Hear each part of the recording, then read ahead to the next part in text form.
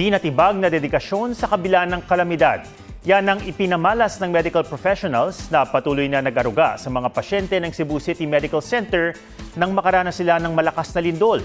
Pusuan na yan sa report ni Oscar Oida. Sa gitna ng pangamba at nakakayanig na takot, may yumayakap na kapanatagan mula sa mga totoong bayani. Ang matatapang na medical frontliners ng Cebu City Medical Center na naging sandalan ng mga pasyente sa gitna ng lindol. Di natibag ng lindol ang dedikasyon ng mga staff ng ospital.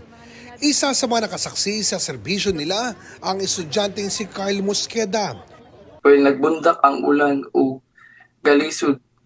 And dito na ito ang mga health workers na sakripisyo nila ang kinabuhi para sa atong komunidad. Isa nga sa pinakahuling lumabas ng gusali ng ospital, si Dr. Gracita Rabago.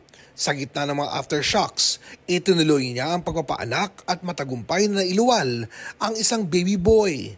Sabay sa pagbuhos ng ulan, ang pag-apaw ng paghanga sa kanilang ipinakitang tapang.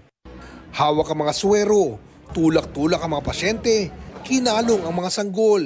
Nakabantay, alerto at kalmadong ginagampanan ang tungkulin kahit pa may takot rin sa kanilang damdamin. Despite sa kalisod, sa kakulba na ato na experience kagabi una nga sila gapabiling ligon.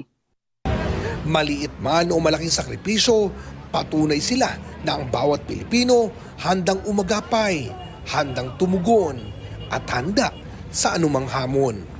Oscar Oida, nagbabalita para sa GMA Integrated News.